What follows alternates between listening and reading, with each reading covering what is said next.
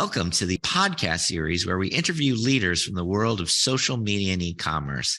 The idea for this podcast is that while everyone knows and talks about influencers, behind the scenes, there's an entire media industrial complex supporting that industry.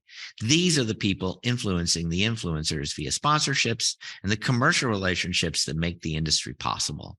It's not exactly some secret society, but it is the untold story. And so those are the people we'll be talking to here. To that end, my name is Bill Hildebold, and I'm your host for the series. I'm one of the co-founders of gen.video, an influencer marketing and e-commerce platform, and my work in UGC content, literally predating the existence of influencer marketing, goes back to 2000. Today, I love focusing on knowledge sharing and training, which coincidentally is a topic we'll talk more about today. Even more exciting than me is our first guest, Suzie Collins, who is the Executive Director at Golin, a global PR firm. One of Suzie's key clients is Lego Group, and that gives her insights into marketing to Gen Z and GenAlpha, which will be one of the focuses of today's conversation. Suzie, welcome. Tell us a bit about yourself, your career path, personal focus, and maybe even a brief commercial about Golin itself. Yeah, thanks, Bill. Thanks for having me. Yes, Suzie Collins. I work at Golin. I've been at Golin for about 8 years. I've actually worked across different B2B as well as tech clients. And so working on the Lego Group has been a blast for me. It's really been from not only working through strategy and social strategy, but also influencer marketing. So on the Golin side, for the Lego Group, I really focus in on influencer marketing and kind of that path that it's definitely taken over the last couple of years. A little bit about me is that I have a formal background in art, so I really kind of lean into the creativity side. And I was a strategist at a couple of different firms like the Richards Group, as well as I worked on Cadillac and ChickFil-A, so a couple of different groups there. But I'm excited to be here. Golin is a great company that I've worked with, again, for 8 years. It's really about bringing in that change that matters and really kind of having, pushing the boundaries for creativity. So it's been a great partnership with the Lego Group as well as Golin. Oh, that's awesome. I can definitely see how the artistic background would be really relevant to Lego. And frankly, I think where the whole toy entertainment industry is going. And so I'm excited to drill into some of those themes and hear about your particular perspective there. So that's exciting.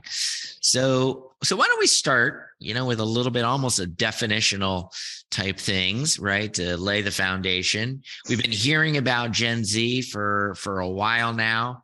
And as these things go, it's about the time that we really get sick of hearing about a particular industry or generation. Fortunately, another one comes along. And so now we're just starting to hear about GenAlpha. So I guess we've gone around the horn, as they say in Toy Story, and it's time to get back to the beginning. Who is GenAlpha? Define them and maybe a little bit about what we know or think we know and the stereotypes we're going to saddle with for the rest of their lives. Yeah, it's kind of it's an interesting question because I have 2 little GenAlphas running around right now in this house. But yeah, GenAlpha is definitely it are the kids that are being born right now, as well as the ones in between 2010. So you're looking at kind of in that scale of like under 13 years old from the GenAlpha perspective. What's really interesting about this generation is they're going to be the most educated as well as the technology supplied generation around. They will have more content and more material than any other generation based on the technology, and they were born fully immersed into technology. So it's funny because 2010 was also when the iPad came out, when Instagram also was part of it, and app was like the word of the year. So it is very much an interesting generation to watch. It's a pivotal moment, I think, from all generations, really seeing this technology, these kids being fully immersed in technology from the start.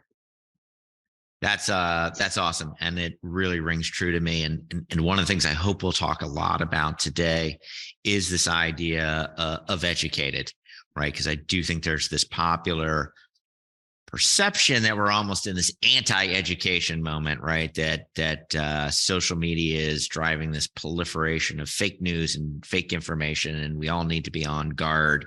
And don't believe anything don't believe anything that you hear on the internet. And I'm not quite sure that we're thinking about that correctly. I think you and I have some interesting ideas on this.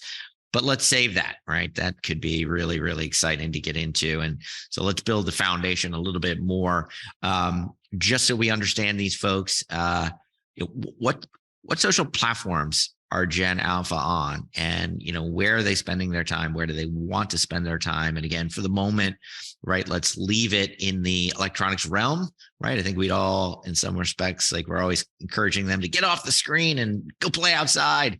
And we'll talk about the challenges of getting them to do that. But when we're allowing them to have their screen time, where do you find it's occurring, and how might that be different than maybe the rest of us? Yeah, I think that GenAlpha, there's definitely spending a ton of time on YouTube, right? Like YouTube, consuming videos, also being entertained, but also learning. They're on YouTube, they're on TikTok. I prefer my children not to be on TikTok, but it happens. There's also kids are also on Roblox and Minecraft, and where they're engaging with their friends and playing video games. But also Facebook Messenger is a big place too, where they're connecting. And especially during the pandemic, I saw my own children connecting with their friends and playing in front of the screen like they were playing together via Facebook Messenger, which is really interesting behavior to see. So while we traditionally do think of YouTube and TikTok and Minecraft and Roblox, there is definitely something with creating those connections virtually, and kids play way too as well. And so that you're specifically saying physical play. Yes. In front of a connected device. Correct. And do you think it, again, in their mind, it's kind of a weird phrase to use, but do they see the screen, or do they only see their friend? Is there a distinction to them between playing with their friend through Facebook Messenger versus if they were actually there in person? Like how does it change that desire to have a physical play date, and or the behaviors that they'll engage with through the screen? Are those different in a sense? I mean, in some sense, of course they're different, but do you find that there's different norms as they communicate through through an electronic interface, or to them, is it invisible? No, there's definitely a difference. You'll see the kids playing with the filters, and while they're playing with the filters, they might not be talking to each other. So they're interacting and watching each other entertain the other one, but maybe they aren't speaking. So that's one of the differences I saw. I would say hands-on, but you are seeing kids playing at their desk with their friend on screen with a hands-on thing. So it's different, and it's kind of almost weird to watch a little bit, but they're speaking to each other, they're having those conversations, they're laughing. It's just in a very different way where they're not physically together. So I think when they're getting into these like virtual worlds of changing their faces or doing filters or playing games, there's less connections there on like communication. But when they're physically hands-on with something and playing on screen, they're talking to each other more. Yeah. So it's interesting because I want to keep drilling in here. I think this is it's just fascinating. I'll tell you a quick anecdote that's almost a non sequitur, other than it's just such a fascinating to me indicator of how fast this world's been evolving. So I've 3 kids, sort of like second marriage, 3 young kids at home. So it's the same experience you have. Then I have older kids, who were growing up kind of like in the early 2000s. So, just in the Gen Z generation. And then one moment that just struck me incredibly with my son was probably, let's just call it 10 at the time, maybe 12. When I was growing up, black and white TVs, 2 TVs in the whole house. And so part of the dream is, give the kids a better life. They get a widescreen television in their playroom that they could interact with. And I just never forget this day. came downstairs and my son is sitting in front of the large screen TV and looking at it. And first thing I notice is this large, very expensive TV is off, but he's staring at it. I'm like, what is going on? Then I look closer and he's got a phone in his hand and he's literally holding the phone, which, is tiring among other things, in front of his face. And he's watching a 4-inch screen as opposed to the 42-inch screen literally right behind it with the same, digital capabilities. And I was like, I don't understand what's happening. I had to ask my daughter, and she was like, yes, the thing about the small screen is it's an intimate personal experience where you don't have that with TV. Now, again, obviously everything that was on the phone back then is now, has now translated to the larger TV. And so that behavior has shifted. But there's this idea of intimacy that I think as adults, we got to think about a little bit. But I'm also curious, one of the things that was true of my kids and now of the kids in my house that are, GenAlpha, they're really typically very uninterested in physical objects, with a key exception, which we're going to come back to. But they're pretty uninterested in what we would traditionally call toys, physical toys. But I heard you to say that your kids and the kids you're researching, if they're communicating through this electronic device and they are demonstrating play to each other, they actually will manipulate physical things and play that way. Did I hear that correct? And is that a pathway back into, quote, the physical world, an interest in sort of the interaction between physical and digital and electronics? Is that true? So I think when it comes to physical toys, right, I think the big piece is that it has to have multiple uses or a bigger kind of value in play. So while these kids, it's really hard to compete with video games, right, or to compete with on screen. But at some point, the kids are going to be bored of being on screen or bored of video games. So the use of these physical toys, whether that's creating or entertaining or it's creating an experience, it really is going to be, it has to be on the kid's time and on the kid's term, right? So my kids aren't going to play with necessarily a puzzle if I put it right in front of them because I want them to play with that puzzle at that time. However, they might play with, let's say, Lego bricks to now create a pencil holder, or they might use that to create a game. But for us, folding a paper and turning into a football and playing table football we didn't think about that till we saw it. So I think that's where also kind of the video content comes into play, which also will be really valuable, is teaching kids or showing kids different ways to play with physical toys and different ways to create those numerous experiences on their own terms, right? So again, like I just said, like Lego bricks turning into a pencil holder, or, it might be using, I don't know, what are they called? The pipe cleaners to turn it into an ornament, like some of those different things. It's kind of meeting the kid in different ways. So I think that's where physical toys become more valuable. Instead of a one use, they need to have multiple uses that can meet a kid at their own terms. Multiple uses. I think that's a key term takeaway that listeners, even myself, on the podcast should take away. It's got to have this multiple uses. I totally agree with you. I think the single purpose and in and of itself, imaginative play is really challenged right now. I don't think kids, again, the point of childhood is to imagine the world as it might be and to explore it on your own terms, which then helps you come to grip with the world as a reality. And I think that it's not the kids have lost imagination, but that there is something about, there's a shortening between the imaginative world and the real world because of all the exposures that they have. That that the imaginative world, this just sounds pejorative, and I don't mean it this way, or sounds negative, has shrunk, and the real world is much closer to them, which And the way I want to expand that, because it sounds very theoretical, you keep talking about education, right? So, and I think the gut reaction of, of grandparents and parents, when they see the kids in these screen times is, this is entertainment of the worst kind. This is even worse than the cartoons that we watched as kids when we were rotting our brains, right? It was literally the phrase.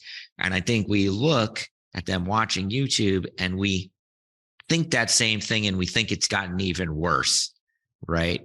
Because it's not professional creators always creating that, that content.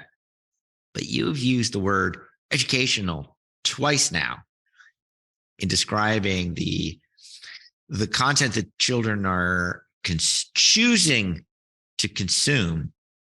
And can you talk about that? Why do you use the word educational? Are we trying to justify their behaviors and it's garbage? Or do you truly see educational, and what do you mean? Because they're probably not learning mathematics. I mean, let's all be honest, there's definitely some garbage out there on like YouTube and stuff. But I will say kids are growing up faster now, and they have more resources at their fingertips because of technology, as well as the content that's out there. These GenAlphas have the most material out there than any other generation, or most access to material out there. I think while the younger part of GenAlpha, these kids are very much about build or play or create and put a narrative or a storytelling piece to it. But that has shifted where it's now earlier where they start changing that behavior. And I think what we're seeing is that these GenAlphas are more using content to find or for discoverability, right? So they are getting a passion for instance, like the slime phenomenon, right? I did not teach my child that baking soda gives your slime more formability, or that borax can turn a pipe cleaner into an ornament. Like they're finding what they're interested in and discovering more content around those things to create more play experiences at home. I think what we're going to see in these GenAlphas, they're going to be, very niche in their expertise and very good at what they do because of the amount of ways that they can discover new things. Yeah, I think that's it just rings so true. I think it's really smart. And I think what we probably underestimate consistently is because of their digital natives, their ability to search and discover and find things probably is in some cases more advanced than the median adult around them. And to your point, they will go down these rabbit holes of their interests.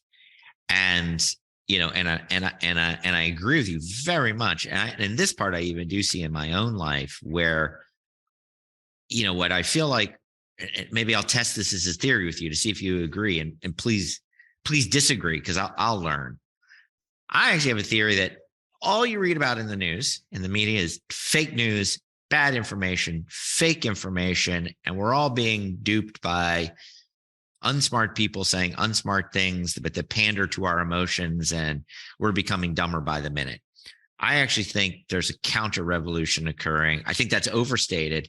I think there's a counter revolution. For me personally, as an adult, I see it. I see professors from Stanford, professors from Harvard, like true experts in a lot of different fields, freely sharing really amazing information on the internet, on YouTube and other social platforms.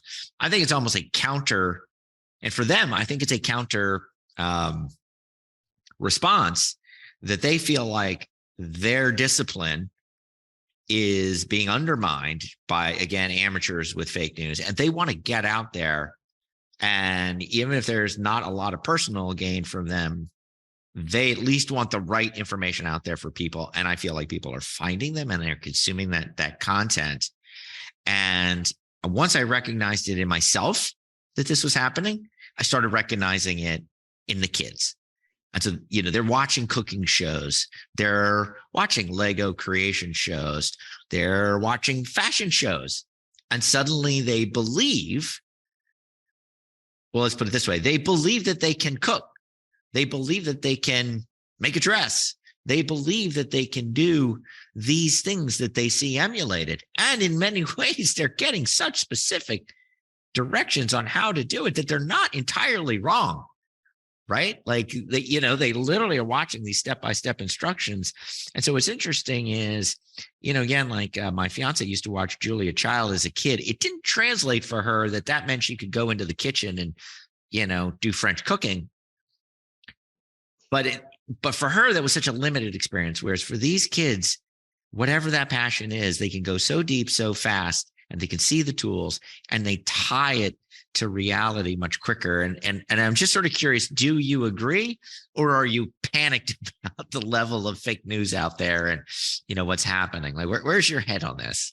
I mean, I think from to your point of, your wife and watching cooking shows, I think that the difference now with GenAlpha is that the mobility of the devices, right? So they can take the iPad to the kitchen and watch the instructions, or they can take the iPad to their desk and do slime, or take it to the trampoline and learn new tricks, which is somewhat scary. But anyways, I think there's that. The fake news piece of it, a fake consumption piece of it, I think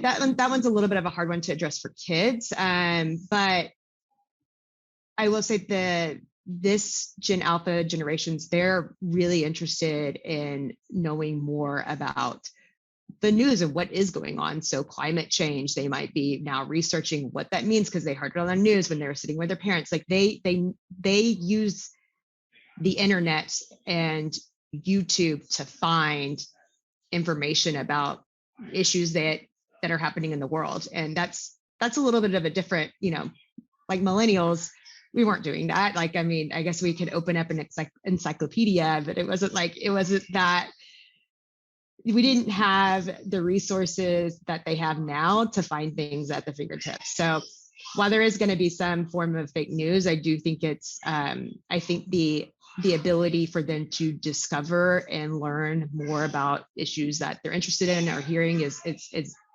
incredibly valuable. I think you're exactly right. I think, again, focus group of one is always dangerous, but I think it's like a little bit representative, right?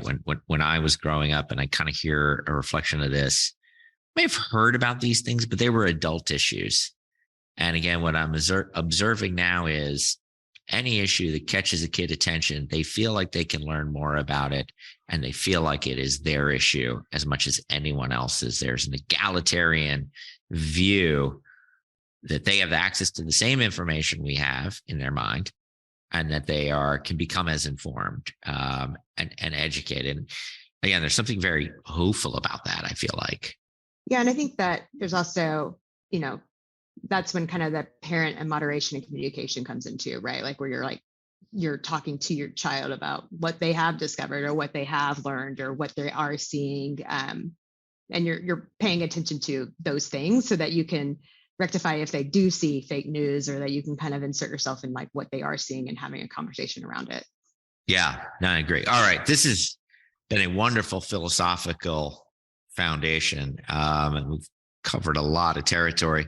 Maybe we'll bring it back a little bit to some of the tactical things that are happening, with this generation and what it, means for sort of toy marketing or again, anything where we're communicating through a sort of semi-professional lens with GenAlpha, done appropriately, of course.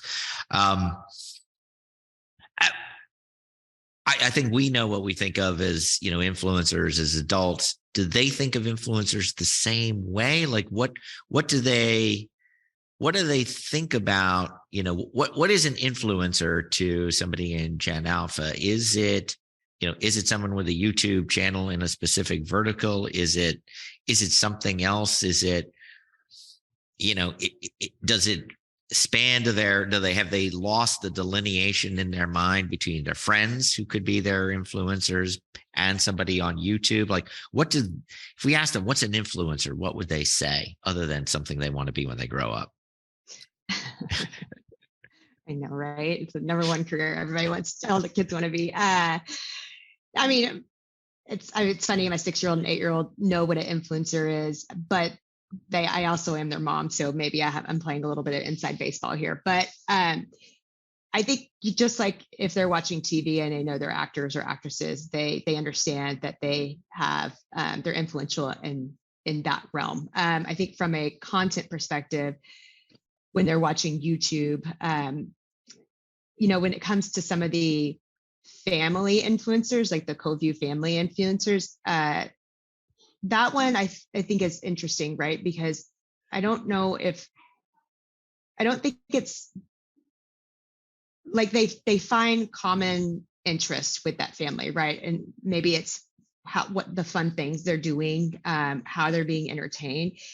And so those areas do influence the people consuming them. And that goes with parents too, right? That, parents and kids that are watching the content, or parents that are watching it and thinking, oh, my child would like that too.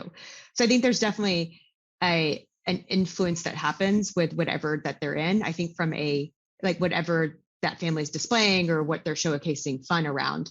I think from a more of a kind of specialized influencers, the niche influencers, that's a really interesting space, because I think we're going to see a lot more growing in that, especially from younger YouTubers and younger influencers, because kids are, like, to our earlier conversation, they're really finding what they're interested in and they're going to discover that, versus looking at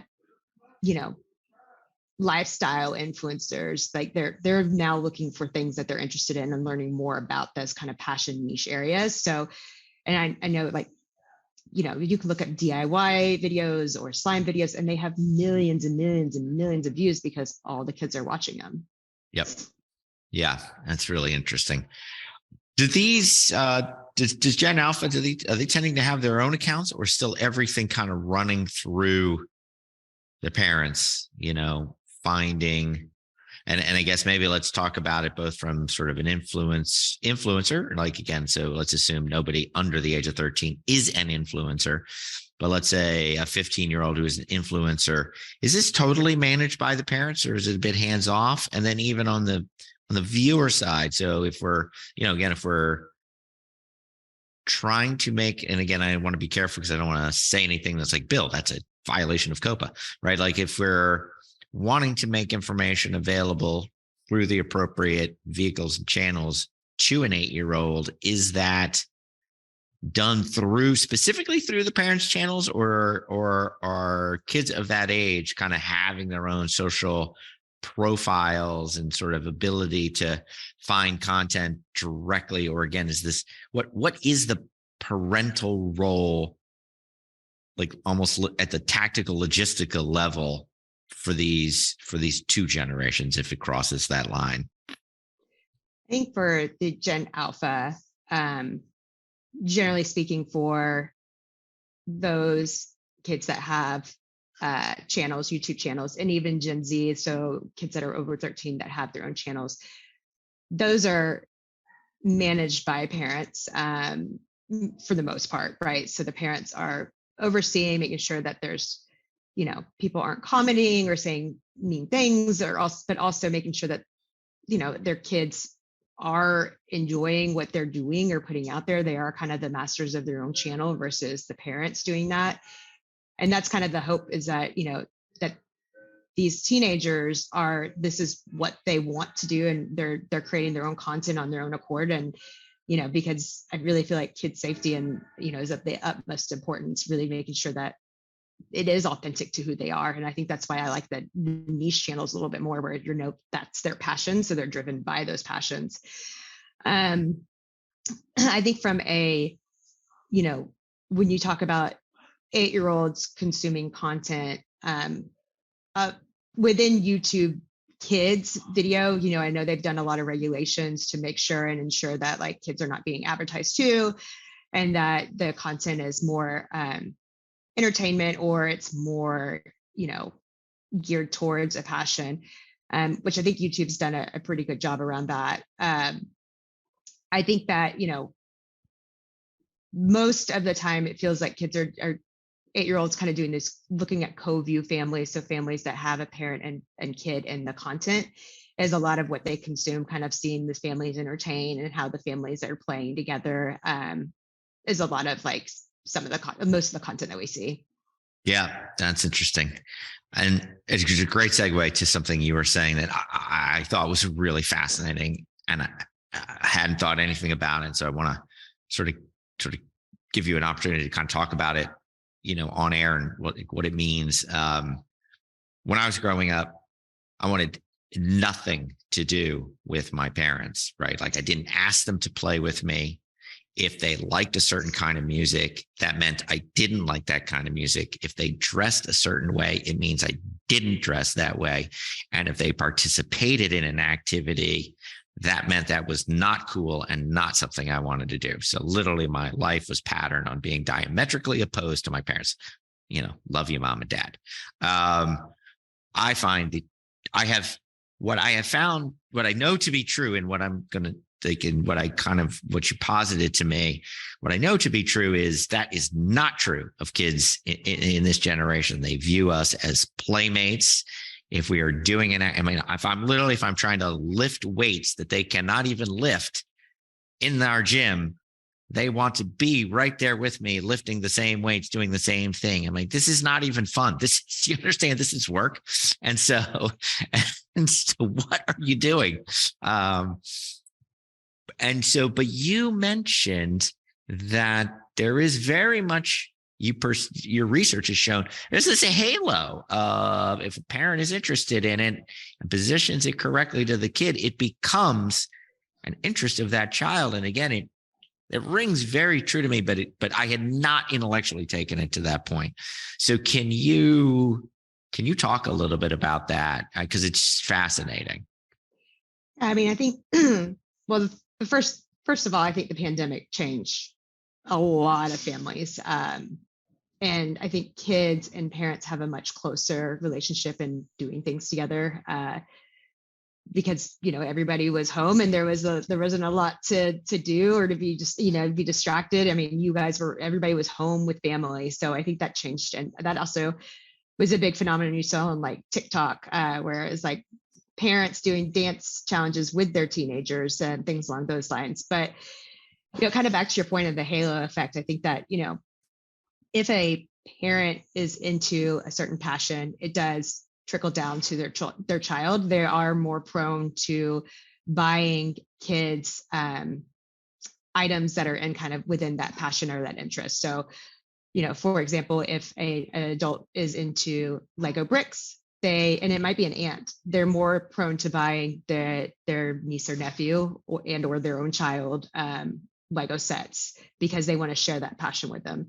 I think the same with for me, art supplies and crafts.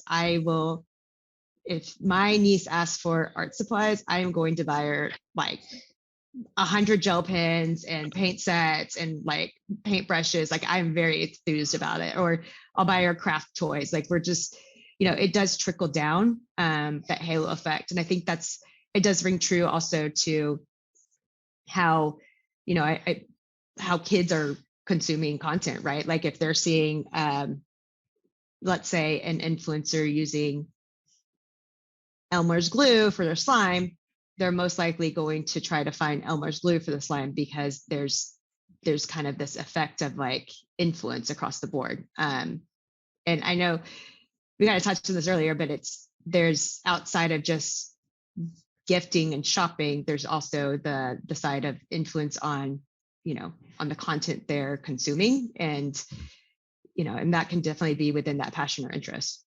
Yeah. So we've obviously talked about this like content. There's this content physical circularity that's become clearer and tighter than ever. Is there any need even, or do you guys think at all, as you think about again, seeding content in that's, that's either designed to educate truly, here are ways to kind of use the toy, do the activity, versus, or, again, even entertainment wise, to be associative, with popular entertainment content.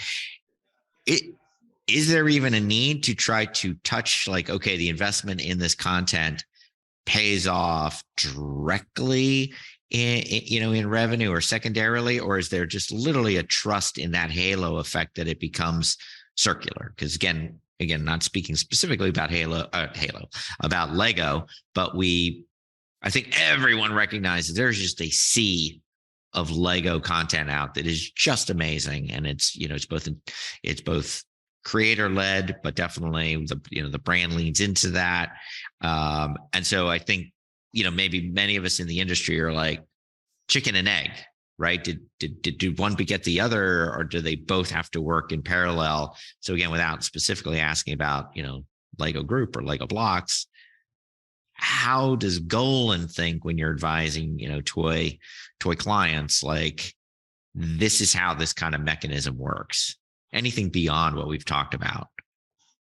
I mean, even outside of toy, like, you can look at it as technology or services. I think if you're thinking about the customer journey, right, there has to be a frequency layer, right? So the first one is the awareness piece. So you saw it, you're aware of it, but maybe you're not considering it. The second time you see it, maybe you're starting to consider it, and then it might start moving you into that purchase intent. So I think there is definitely a frequency layer of, like, how you consider certain things. Like, for instance, Instagram.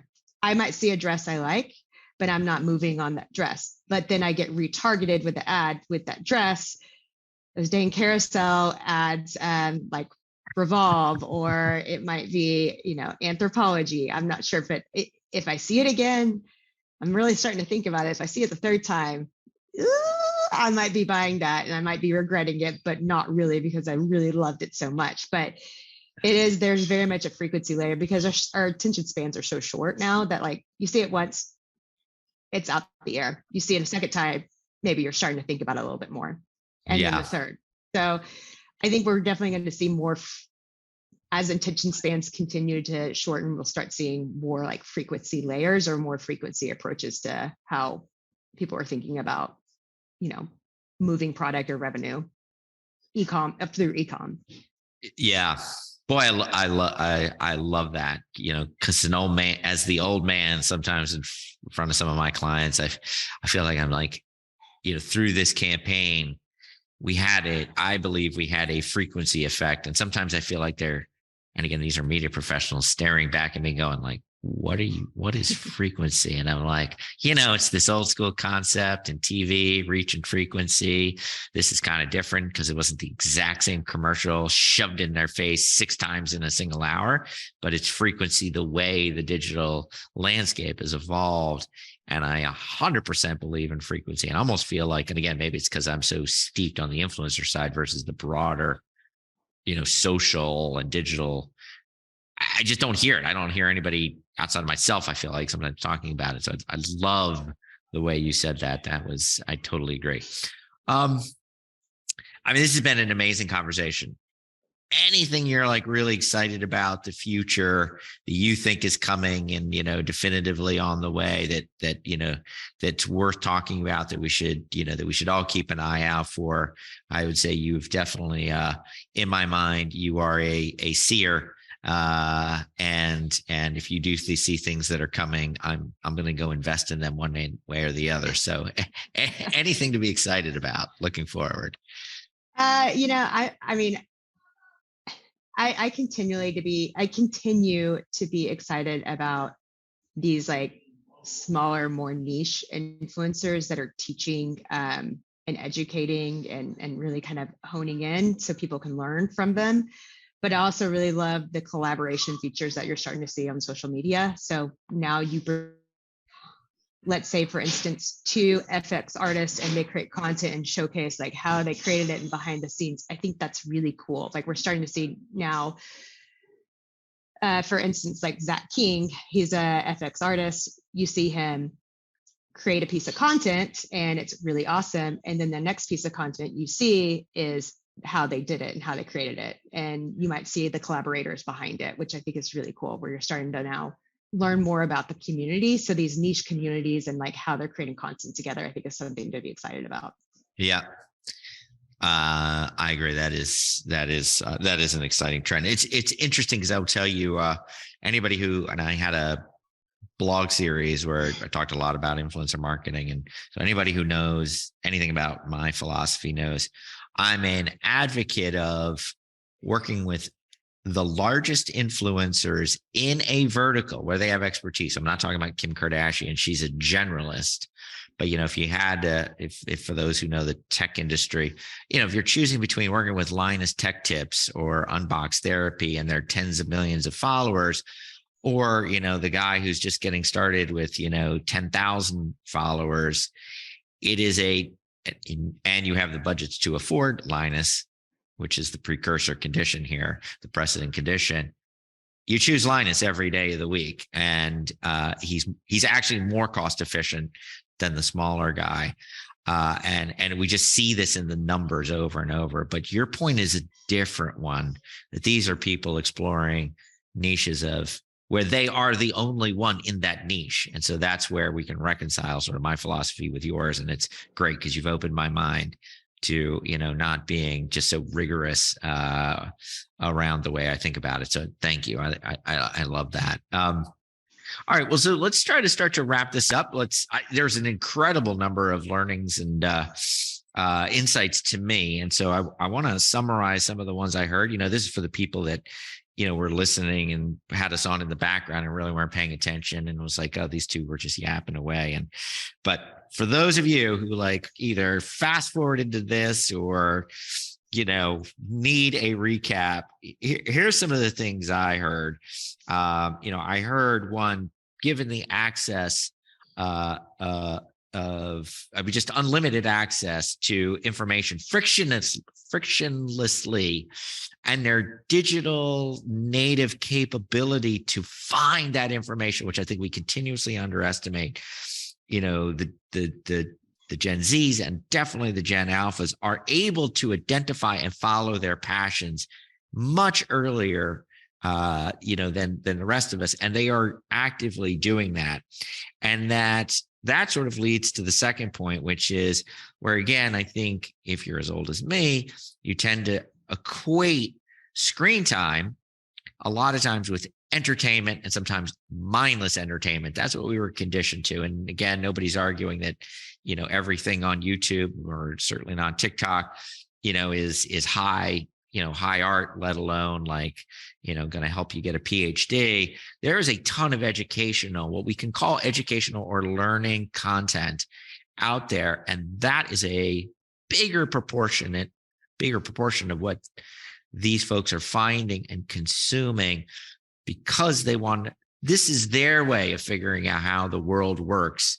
And it's very practical advice, and they are educating themselves and enabling to follow those passions. And that is leading to another thing that, again, I personally think, that Lego blocks is one of the reasons that they become where other toys I think are struggling. They seem to be thriving. It leads you to be able to specifically build something to an outcome.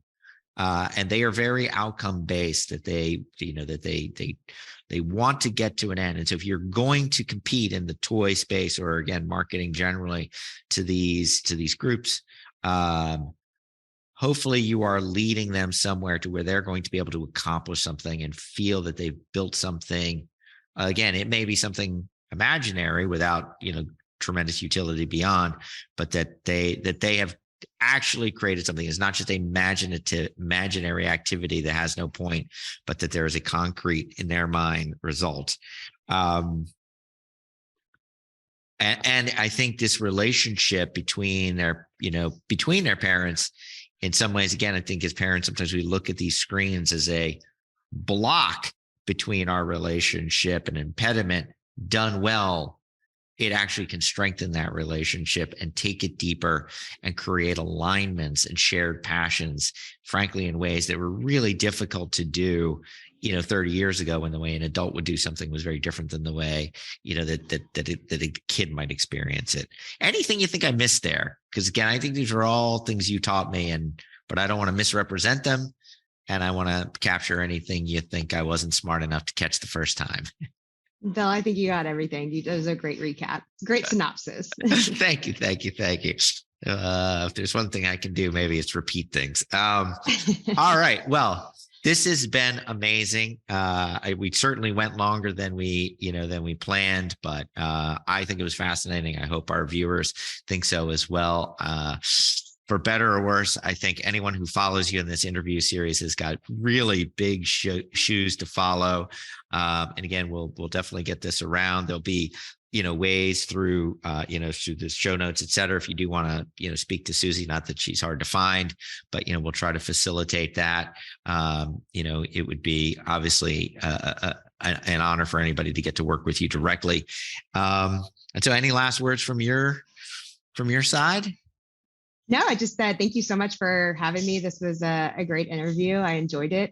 We dug into some stuff, and I'm excited to see the series and see who else you interview. So thank you very much, Bill. I appreciate it. Yeah, thank you. Thank you for getting us off to such a great start. All right, thanks everybody. Be well, and see you next time. Hey, thanks for tuning in. New episodes of Generation Influence drop every Wednesday, so be sure to subscribe to listen on YouTube, Spotify, or Apple Podcasts. Next week's guest is Michael Kay from OkCupid. Tune in to hear Michael's brilliant insights on marketing to the LGBTQ community. Hope to see you there.